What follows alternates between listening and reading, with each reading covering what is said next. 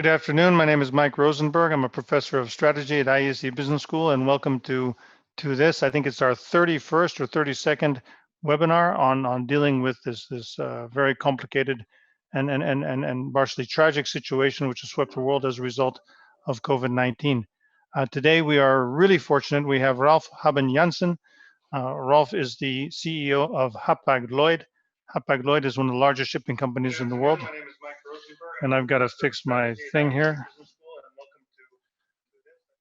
Rolf is the CEO of Hapag-Lloyd. It's one of the largest shipping companies in the world. He has had a whole career in logistics. He started out with Ned Lloyd. He's worked for Danzas, DHL, been part of the Deutsche Post company. He was the CEO of Damco, and I think it's a little bit atypical for a logistics guy to end up running a container shipping company, but I think it makes sense. Rolf, thank you so much for joining us today. You're welcome. Yeah. So Rolf, we're doing this series and we're trying to help people, our alumni, other people who are interested in dealing with the crisis. The webinars are going live on LinkedIn, on YouTube, and La Vanguardia, which is a newspaper here in Spain. They're also recorded after the fact, and people send them to us. We'll get questions from the audience. If you're watching this for the first time, put your questions in the chat, and they will magically come to me. Maybe just to get us started, you can talk a little bit about the impact that this thing has had on shipping and logistics in general. I mean, of course, it's had a massive impact on shipping, yeah, and a little bit in different ways, because in the beginning of the year when the whole thing started in China, it was mainly a supply crisis, yeah, and China was dealing with that quite effectively. So I think you saw after 4, 5, 6 weeks, you saw volumes returning again. I think at that point in time, a lot of people were still quite optimistic, but then of course we saw the virus spreading to other parts of the world. Yeah. When we saw towards the end of February, beginning March, we saw a significant impact in Europe, and meantime it's of course also spread into the US, Latin America, and other parts of the world. And now it's been turning into more of a demand crisis, as we see that a lot of companies and countries have shut down. Yeah, a lot of people are working from home and are spending a lot less. And now we see that whilst Asia is actually in significantly better shape these days than it was in the beginning of the year, that now the issue is much more that we see significantly less demand out of a number of the mature markets. I mean, Europe and certainly also the US and Latin America to follow. I read somewhere that in the first few weeks or first few months that the shipping slows down in Chinese New Year anyway. So it was kind of like a prolonged Chinese New Year. Is that correct? I mean, I think that's fair. I mean, we saw that China was down probably 2-3 weeks longer than normal, and then it started to come back. And of course, that had a lot to do with the fact that China did the shutdown or the lockdown right when they went into Chinese New Year, and then it took them 6 weeks or so to get back. And Hapag-Lloyd is mainly container ships, and containers, I understand, are very linked to economic activity, because if people aren't buying stuff, people don't ship stuff. Is it direct? Is it one-to-one, or is there kind of a time lag in terms of what happens in the economy and what happens in the contracts and the loading of the ships?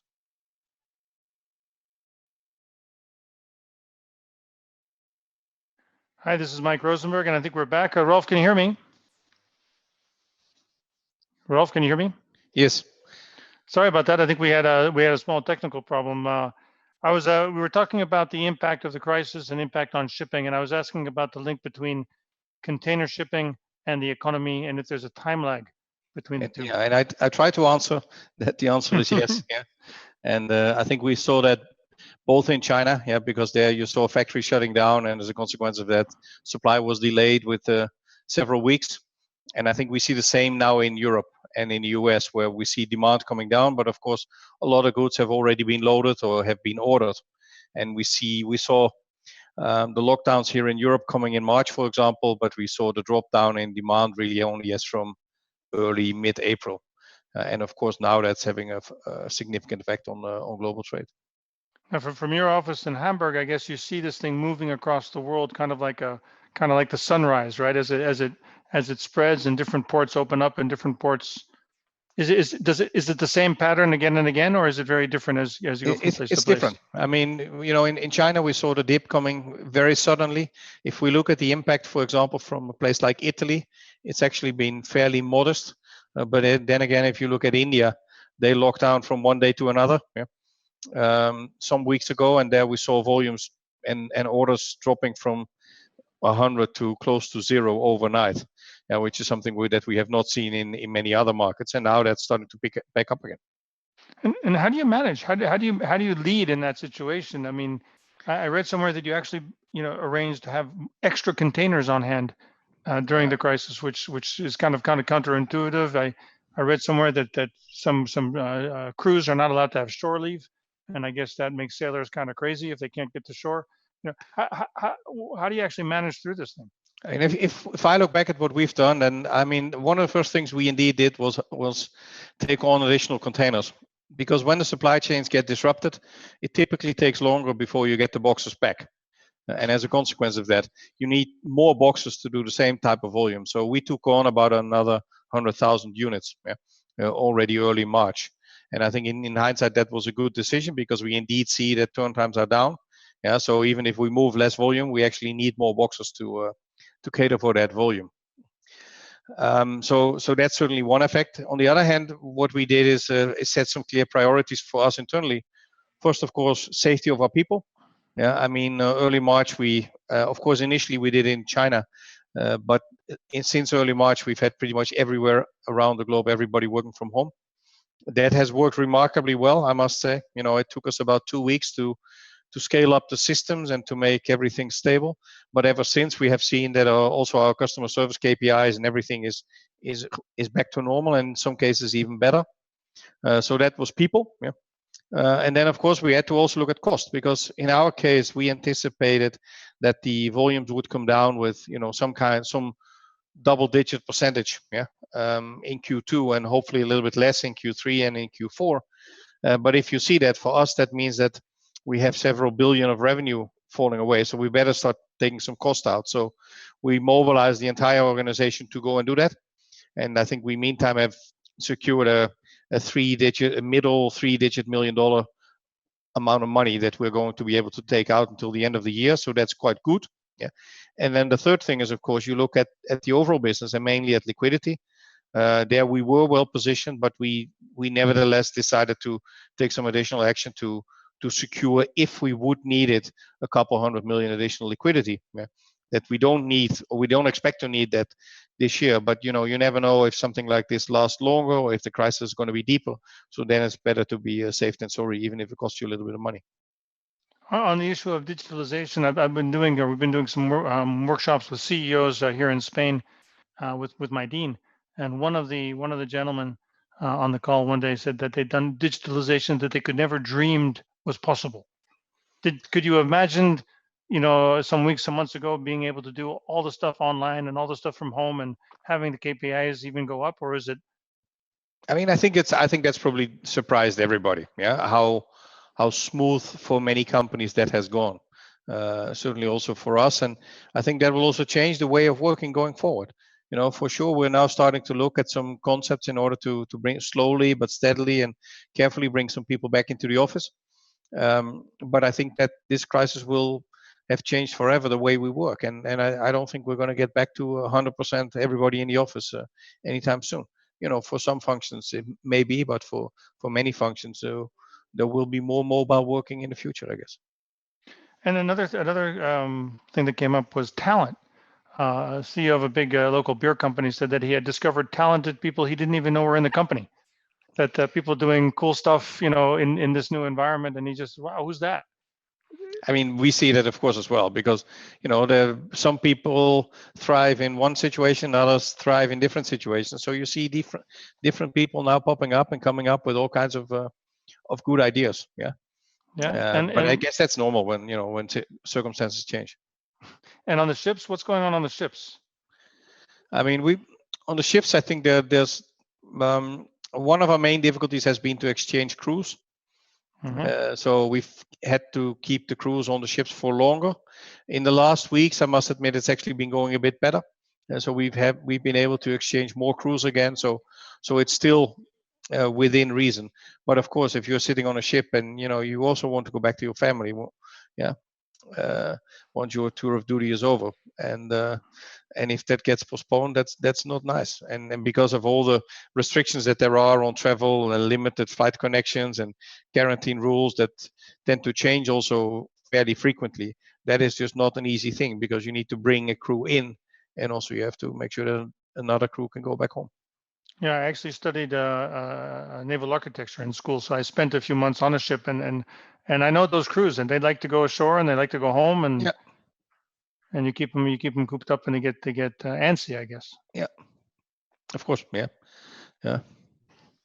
So how's it going now? How's your outlook now? Are you more confident? Do you feel that you've weathered the storm and you're coming out the other end, or do you think we're just this isn't the end, it's the end of the beginning? How would you characterize the situation now? It's very difficult to read. I think for us, we've come through phase one quite well.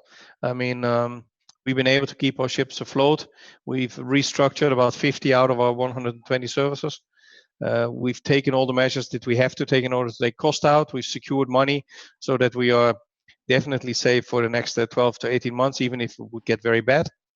I think we see some signs over the last couple of weeks that, that maybe volume is rebounding a little bit. Yeah. But we'll have to see how sustainable that is, because I still believe that as the global economy will be hit hard by this global crisis, that in the end that will have an impact on global trade. And as such, I don't see any very rapid recovery. I think our base case is that we'll start seeing some recovery in the course of the third quarter, and then some further improvement in the course of Q4. But I don't think we're going to get back to 2019 run rates until somewhere in the course of next year. And the shipping industry wasn't healthy before this, or was not so healthy before this? Yeah, I think that depends a little bit who you talk to. I think it's a bit of a mixed bag. Over the last years, most of the companies have definitely done better. Yeah.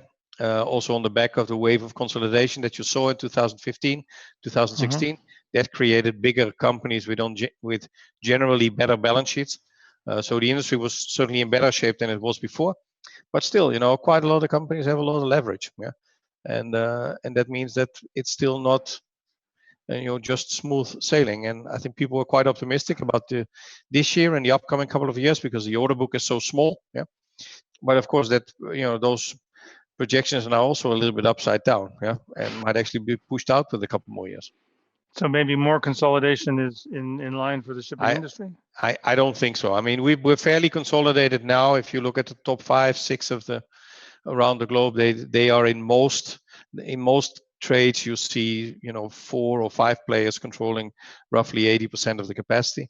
I don't think it's going to get much beyond that. And also, if we look at how the regulators behave so far, then there would not be a lot of mergers that could be approved. And the second thing is that, as you get bigger, also the incremental benefits of scale become less. I mean, we've done 2 mergers over the last 5 years, and we already saw that the second merger, percentage-wise, was significantly less synergetic than the first one, even if the assets in the second company were certainly quite a lot better than the ones that we acquired in the first case. So yes, there are still benefits, but we did a long study on it also a year and a half ago. I mean, you were talking about a couple of percentage points if we would double the size again. And I don't see that happening, because then we would run into all kinds of regulatory issues. Because you also have the alliance system, right? There's the, it's called, I think, the alliance. You are part of an alliance with a couple of other, and there's, I think, 3 of these. Are these like the airlines who do the code sharing thing? Is that a similar? It's not the same, because if you look at the cooperation or the collaboration in the shipping is only allowed on the network and on the ops side. So there's no commercial coordination whatsoever, and that's also strictly forbidden. And luckily, everybody is also aware of that. But in essence, what you do is, you share vessels, because, I mean, if you have a 20,000 TEU ship that goes from Shanghai to Rotterdam, it's almost impossible for anyone to fill that on his own. Yeah? So you need a couple of guys out there to take, for example, in our case, each 5,000 slots. And if you do that, that gives you 2 benefits. One is you share the utilization risk, yeah. And the other thing is that because we then also get slots on their ships, you in essence don't only have 1 sailing a week, but you have 4. So that makes it a lot easier. And in essence, the alliances are not more than large vessel sharing agreements. And these ships are really big, right? The container ships have grown over the, if I remember my senior project back in 1983, I remember how many ships there were, how many containers there were. There's a lot more on the ships today, right? Yeah, I mean, when I was at Netloyd, when I was in Netloyd in 1995 or so, I remember being at a port in Rotterdam, and then they said they had what they called the ultimate container carrier, and they felt there would never be a bigger one. Yeah, and I think it was 5,600 TEU or so.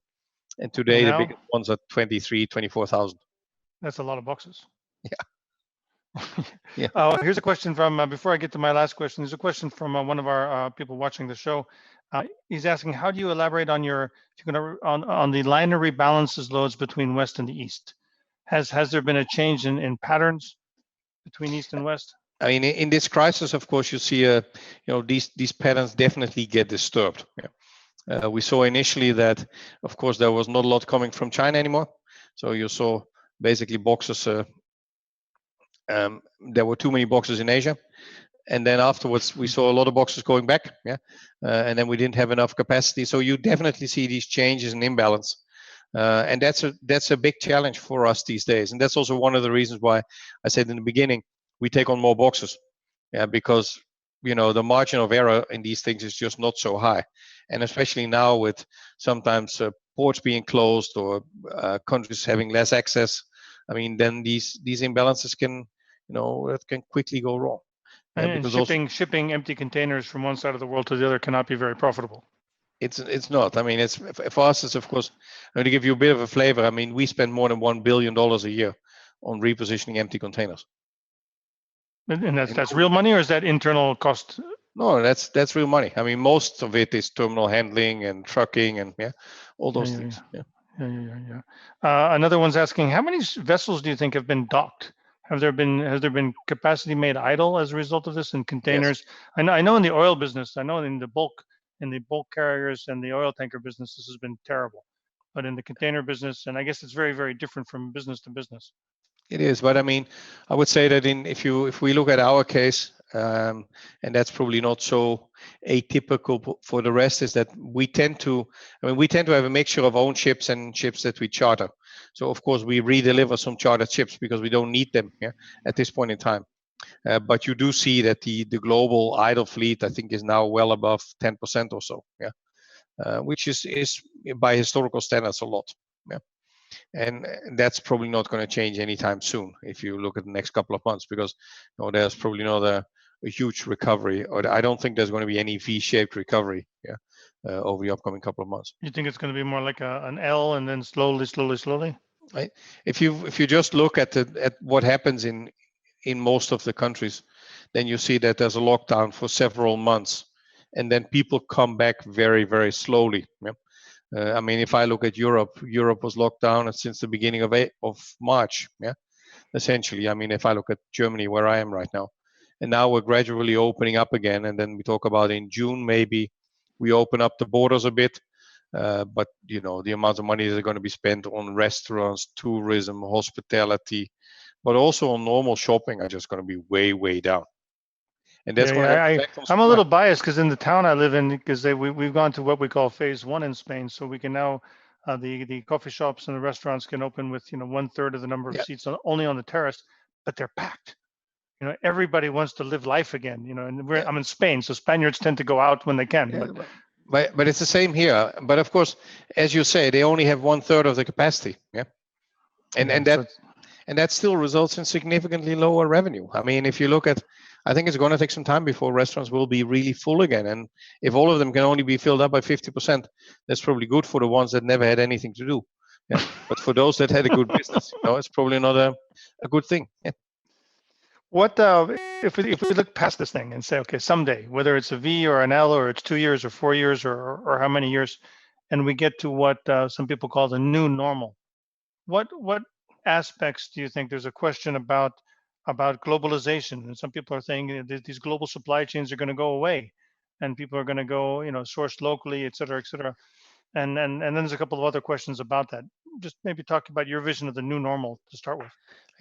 I think you'll definitely see that for some categories and for some goods, things will change. I mean, the fact that the whole world seems to be dependent on China and India for antibiotics, and for certain medicines, that's probably not a healthy situation. That people are all dependent on China for masks and ventilators and stuff like that, maybe not such a great idea either. Having said that, I don't think everybody will start producing everything at home. I guess what you'll see more is that people will go a little bit away from single sourcing, which you see in a lot of cases, and they'll rather spread their risks, which is something that we have seen also over the past years. I mean, if you look at the US-China trade or US-Asia trade, then we have certainly seen that the dependency on China has reduced over the years. But what does that mean? It doesn't necessarily mean that all the manufacturing goes back to the US, but it means that it goes to Vietnam, or that it goes to India, or that it goes to Indonesia. So I certainly think you're going to see a redistribution, probably a little bit more regionalization. Yeah. But global trade's not going to go away. Yeah. We had a guy from Emmanuel Lagarrigue, the chief innovation officer of Schneider Electric, on the program last week, and they have two sources of supply for everything they make. Yeah. They make something in Asia. They also make it in Europe. They do that deliberately. Basically to protect themselves against shocks. I don't think they were planning on a virus, but there's geopolitical shocks, there's sanctions, there's all these kinds of things. Yeah, and I think you're going to see much more of that. Yeah, and that would also be logical, and as such, that will also have an impact, of course, on us and on our business. But I don't think it's necessarily going to get a whole lot smaller. It's just going to get different. Because bear in mind, I'll give you one other thing which people don't tend to talk about, but people talk about global trade and what actually happens. And I would argue that one of the things that has really changed over the last 10 years is not so much that there's been a lot of deglobalization, but one of the things that has really changed is that a lot of things have become a lot smaller. Yeah, if you remember, your television that you were buying, 10 years ago or 15 years ago, you used to have 6 or 8 on a pallet. Yeah, today you can get 60 or 65, because even if they're a lot bigger. They're wider, but they're really thin, right? Yeah, and you see the same in your efficiency in terms of packing containers. We've seen that, whereas if you go back 20 years, then the efficiency of packing container was an average 50-60%. Nowadays, it's a lot higher. So also because of that, you see less growth in the number of boxes that we actually move, whereas the value of the goods that we transport is actually still quite high, and the number of cases also quite high. And at some stage, a television can't get much smaller, or a mobile phone. I'm sure you can make it still a little bit smaller, but then everybody who is 50 years and older needs a bigger screen, or other glasses. Right. So at some stage, you reach a limit to that as well. So I think there's all kinds of factors there that play a role, and I don't think it's as straightforward as a multiplier of global GDP. We've got a bunch of questions. There's a couple questions on the environment. And as you think about the new normal, or as you think about where the world is going, there's one specific question on emissions. And I understand that the International Maritime Organization already has a sulfur cap in place and is talking about reducing the carbon emissions of ships by 2050.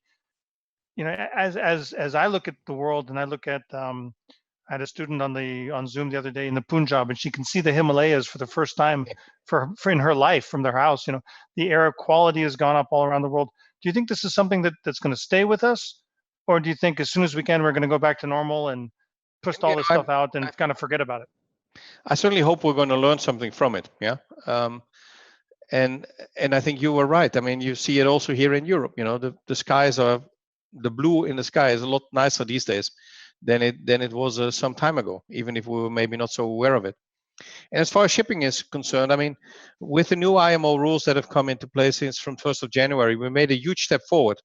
Because whereas everybody always talks about CO2 emissions, I think one of the not so good things that we used to have was a lot of sulfur that we used to blow up in the air. And there, the sulfur content of the fuel has now gone from 3.5% to less than 0.5, which is, of course, a huge improvement. So that's certainly a plus. That doesn't mean that we are there where we need to be, but it's certainly a big step ahead. And in terms of CO2 emissions, if you look at the last 12 years or so, we have reduced CO2 emissions with about 50% per container, which is not small. Per container. Per container, yeah. That's by putting more containers on the same ship, or is that by it's engineering the ship? Both. To be fair, it's both, because CO2 is very much dependent on how much fuel you burn. And if you compare the amount of fuel that's being burned by, say, a traditional 4,500 TEU ship, a traditional Panamax ship, and you compare that with a modern 20,000 TEU ship, I mean, they burn more or less the same amount of fuel. Yeah, so that's certainly also a lot of technical. Even though the bigger ship has to make a longer trip because he's going around the Cape or he's going somewhere else, or yeah, but I mean, if you look at consumption per day or so, yeah, but I mean that also means that for a ship that's 5 times the size, yeah, you use the same amount of fuel. So that's a huge energy efficiency as well, yeah, and I think that's very positive, and there's certainly still more to come.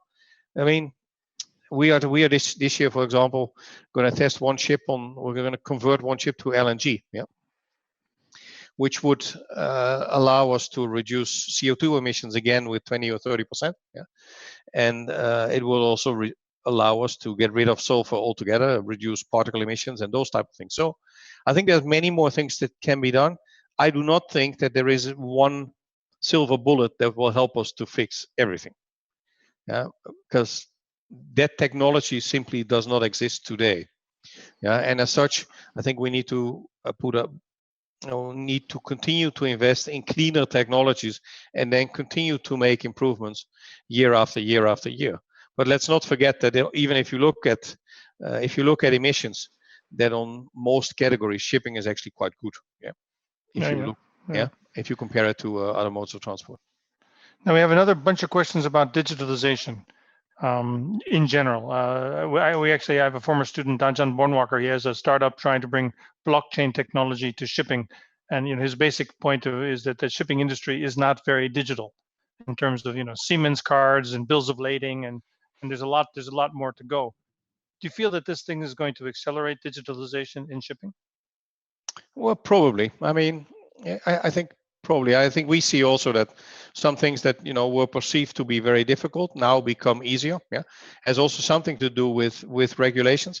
We see that some regulations in terms of what you need to do and what you should not do have become a lot more relaxed over the last couple of months. In terms of where do you need to give, for example, real paper. I mean, there's a lot of governments that still require you to show up with original papers.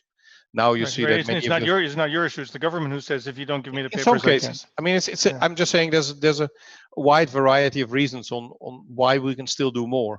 I'm just saying that it's not only about us, but it's also a lot about regulations. Yeah, and then, but I would agree with you that I also think we can still do more in that space, but it will not change overnight. And something like blockchain is a technology that might help. But it's also not the silver bullet. Yeah. Now what the Schneider Electric fellow, Emmanuel Lagarig, was saying that their automation business is going up as a result of the crisis. That companies are looking to automate their factories, automate their warehouses. To say that the problem is people can get sick. People need to stay home. If we add robots, they won't have to do that. Do you think this thing will eventually place more automation on the ships? I know they're highly automated already. But is this going to get even more? I don't think so much on the ships, to be honest. I mean, today we still sail a ship with 25, 27 people. That's exactly the same number that we already had 25 years ago. Yeah. So I don't think and in the end, it's only 27 people for a much bigger ship with lots more containers. Yes, but I mean, but you still need you still need a guy steering, and I mean, you need 3 shifts in the engine room and 3 shifts on deck. And so that hasn't changed all that much. And I don't see that changing a lot either going forward, because in the total cost, it's a fraction of the total cost. So it doesn't really help you a lot to become more efficient. And there's also all kinds of, legal and liability related things to it. Because it's nice to have a ship that's fully automated without anybody on board. But what happens if it gets hacked? Yeah. Or, if it's not programmed properly to sail into a certain port at a certain weather condition. I mean, there's all kinds of things that that one can think of, and also you wouldn't get a good payback for that type of investment. I see much more merit in automating many of the processes that we do, because many of the processes are still fairly manual. I mean, they're being automated step by step by step, but it's clear that there's still more that can be done. And in general, there's a specific question here about human resources policies. Have you looked at changing them as a result of this? Is this making you rethink some ideas, or are we not there yet? I think in terms of the way we work, we will see changes, because we will see more mobile working, like we like to call it, or others would call it, work from home or work from somewhere else. That's certainly something that's going to change. I mean, also this whole thing about the number of video conferences that's been held around the globe is probably over the last 3 months more than I the don't know last. about you, but I spend my day on video, Yeah, me too. But I mean, and I think it's very efficient for many purposes. I'd also say though that if I would have to work my whole life until I retire only with video, that would also not be. Yeah, I wouldn't Not so like much that fun. either. That Not would so be much less fun. fun. Yeah, but it's very efficient. I mean, all meetings start on time. Yeah, yeah, not a lot of small talk. Yeah, so you are less informed about the soccer, but apart from that, yeah, the meetings are held in a fairly efficient way. Rolf, there's a bunch of questions about different things going on in different parts of the world, specifically about Africa, about the U.S.-China trade dispute, about the future of the European Union. I mean, it goes on and on and on. From your office in Hamburg, I mean, you've got people all over the world. You've got offices in every place. You've got your ships going to basically every port that's open on the planet. Can you comment a little bit about how you see I don't know, the geopolitical or geoeconomic situation on the planet, and maybe in some of these very specific regions? I don't know if you have an opinion, and you're I, allowed to say no. I mean, I'm just asking these are the questions yeah, I'm I mean, getting. I think what you see is that um, also when you talk again about how do we all come out of this crisis, I think Asia has been pretty resilient. Yeah, China has been very aggressive in combating the virus. Japan and Korea have been pretty efficient in tackling it. Vietnam has been fantastic. Yeah, Thailand's been pretty good. Malaysia's been fairly good as well. Singapore was actually also in pretty good shape, but then had this issue around all the dormitories. So Asia, I think, on balance, has done a pretty good job in combating this virus and has shown that it's actually a pretty powerful economic engine. As far as Europe is concerned, I've so far been probably a bit positively surprised by Europe, as Europe's managed to keep the economy going somewhat. Just seen a consumer demand coming down dramatically, and that is going to have an impact on the economy. But people have managed to continue to keep goods flowing. Yeah, I mean, you probably have a slightly different perspective from Spain, but even in those countries, we continue to see goods flowing. No, Uh, I mean, I've been saying through this whole thing, I feel blessed and busy, but blessed because then the supermarket's full. yeah, We haven't missed anything. The supply chains of things which are important have been working, yeah, and we didn't have masks for a couple of weeks, but now the country's flooded with masks. yeah. And I think then you see that the governments have been quite responsive. I think especially in Europe, but also in the US by putting out support programs. So there's certainly not a problem with liquidity around the globe. Yeah, I mean there's plenty of money. It's just that people are not spending at the moment, and of course there's a lot of uncertainty in a lot of countries about unemployment and what's going to happen in the future. And because of that, people don't spend money. I think that's currently one of the biggest things, and that's also why if the psychology changes, okay, then you could see a recovery. But I do believe that a lot of people will remain cautious for quite some time, and the pattern in Europe is clearly that it's come later, but also the reaction has been different than in Asia, yeah, because it has been milder in terms of the lockdown, and we also see that it's slower in terms of the return. And then you see other places like the UK and Brazil and the US, yeah, where they are a little bit more loose, and that sometimes seems to go completely wrong. Sometimes it also seems that this might actually not be as wrong as many people feared. So we'll still need to wait and see a little bit. I think one of the things we've learned throughout this crisis is that the picture that you have changes about every other week. Yeah, and I mean, I recall when we sent everybody home. We sent everybody home, I think, on the 12th of March. Yeah, and then now we are talking again about bringing people back. If you see how many times the perspective has changed throughout that period, I think it's in a way that's remarkable or fascinating or whatever you want to call it. And I think we're going to see the same in other parts of the world. I will still be surprised if it's going to last very long before some of the U.S. economy, for example, will at least come back, because it has to at some point. I guess the biggest question mark around this whole thing is what's going to happen in fall. Yeah, and is there going to be a big second wave? Yeah, yes or no in some countries. Yeah. Yeah, as I understand, that's a lot of that is projection from the Spanish flu, but there are also complications there, and it's hard to make those Yeah. things. Now, putting your logistics hat back on, which I know you hung up your logistics hat because you're a shipping executive now.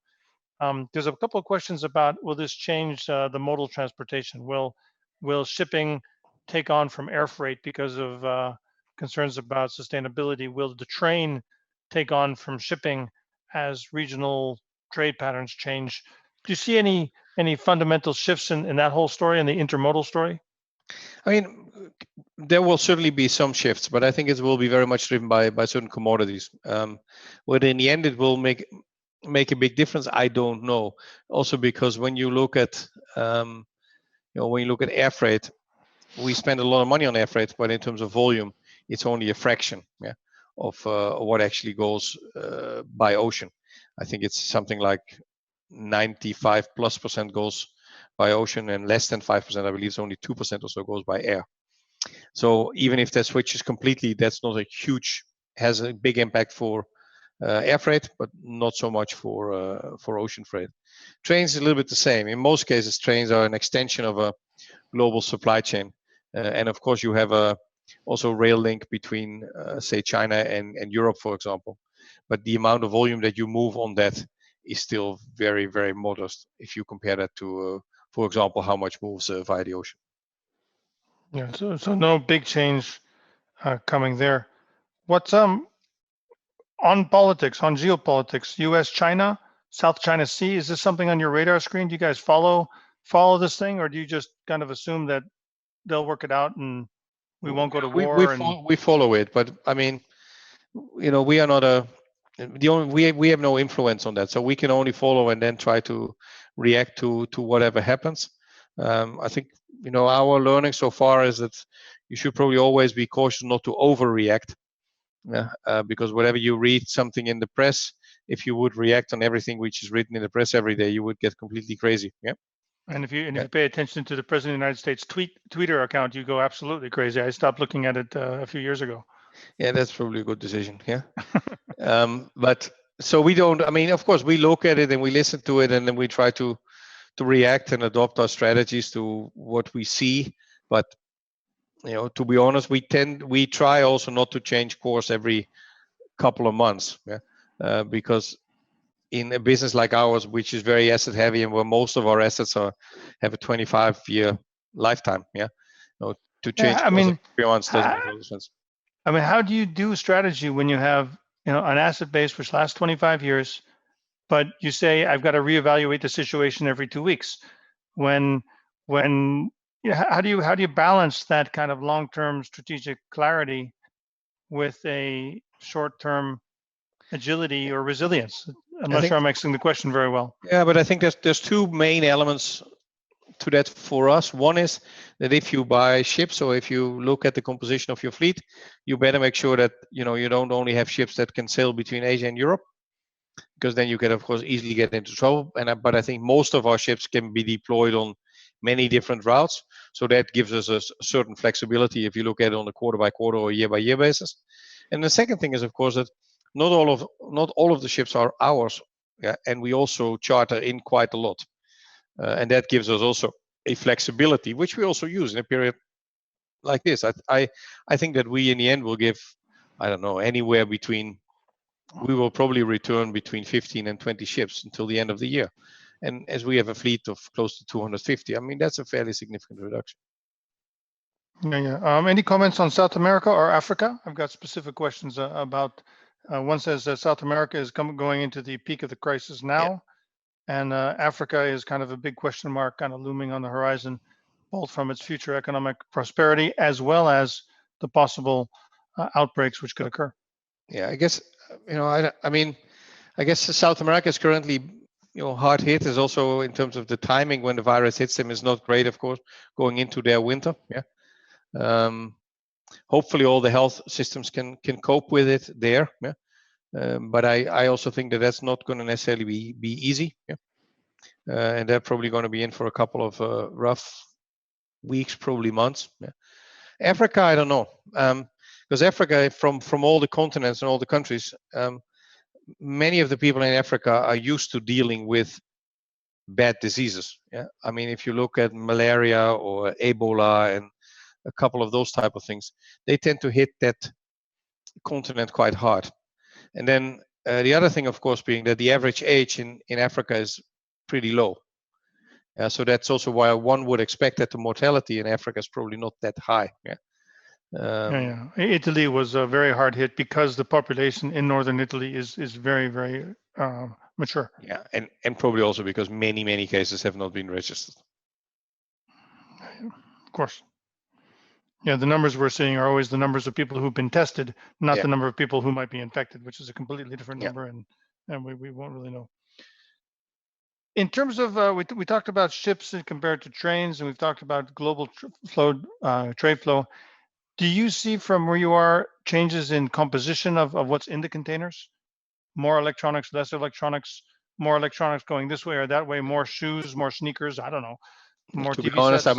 I mean, we don't study that in a great amount of depth. When we look at the breakdown of across the various commodity groups that we look at, we don't see a lot of change. I mean, we've seen over the years somewhat more electronics, which used to go all by air, and that's certainly a little bit of a modal shift towards ocean.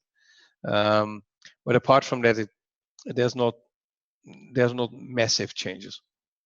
Now, there's a question from someone's watching the show who's clearly knows your business better than I. He's asking about the holdback rate of new ship orders. I don't even know what that means.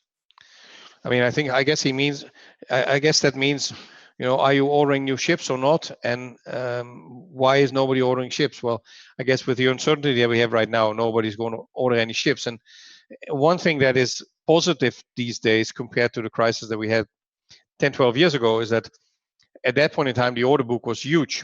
Yeah, I mean, the order book was about 50% of the global fleet. So there was a tremendous amount of ships. That means that there's 50% of the global fleet has been ordered to be built in the shipyards of the world. Yes. And will be coming online in the next 18 months, 3 years, whatever. Right. So at that moment, the global fleet was growing at a tremendous pace. Today, the order book is at a record low. Yeah, so that means that there's not going to be a lot of growth of capacity over the upcoming couple of years, and in reality, it may even come down because people will also start scrapping some older ships. So it will probably be much more stable, and of course, that's a better situation than being in a situation where the global fleet grows with 20 or 30%. If demand. So if the fleet stays steadily or decreases, even if trade drops a little bit, freight rates might still be positive, which is good for shipping companies. Might be. I mean, at least there will not be the amount of overcapacity that we have seen at that point in time. And at that point in time, the other thing which you had, which is also different from today, is that people were ordering new classes of ships, new and bigger ships, which were a lot more economical than the older ones. So you sort of had to deploy them.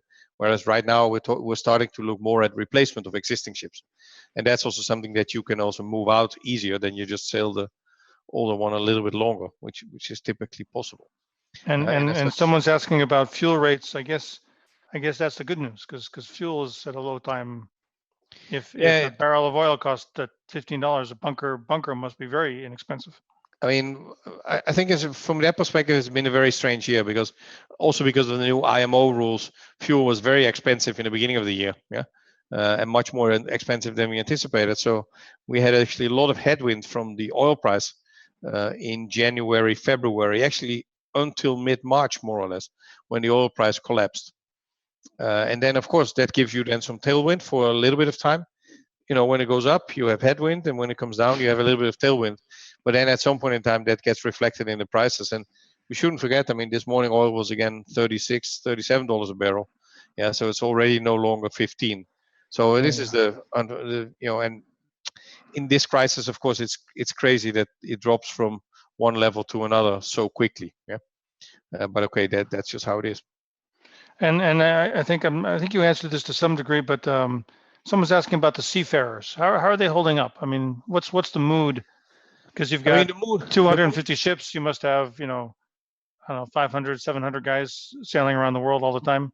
How are they feeling? Yeah, I mean, of course, if you take an average crew of 25, then we have about 6,000. Yeah, 6,000 guys. Yeah. And I mean, right now we have between 150 and 200 that are really longer on board than their normal contracts. So that number is still quite manageable. And also the seafarers see right now that we're seeing more and more crew exchanges taking place again. So it's okay. I mean, and I think everybody understood that for a while it was difficult. Yeah. And we're getting back to a situation which is a little bit more normal today. So right now, I would say that the mood is actually pretty good. Rolf, I'm getting a sense of confidence and a sense of optimism from you that, okay, the storm has hit, but you're sailing through it, and it might take a while to get to really beautiful, calm waters, but it's going to be okay. Is that correct? I mean, I think from all that we can see right now, I would say that that we've gone through the first phase. I still think there's going to be some more rough water ahead, to be honest. Yeah, probably also some that we don't expect. I don't think we're going to come out of this crisis within the next few months, and that's why we have also guided our capital markets as saying we're going to expect some kind of gradual recovery as from somewhere in Q3, and then a little bit further recovery in Q4. If that happens, then we are well prepared, and as such, then I am cautiously optimistic, that then we can start looking ahead into 2021 again in a hopefully somewhat better shape. Rolf Habben Jansen, thank you so much for taking. I know your time is very valuable. I know you're very busy trying to chart this course and keep everything afloat. So thank you. Sorry for the metaphor. Thank you for your time. Thank you for your candor. This broadcast, as you know, is available on LinkedIn, and it's as well as the IESE YouTube channel En La Vanguardia. It's taped. You can watch it again. I remember on Thursday we have two of my colleagues, Alfredo Pastor and Jean-Enrique Ricard, talking a little bit about how business has a part to play in creating a fairer society, a more just society, as a result of the crisis. That broadcast will be in Spanish, again at 4 p.m. In Europe, at 10 a.m. in New York, and at 10 p.m. in Shanghai. Thanks so much for watching, and thank you again, Rolf. You're welcome.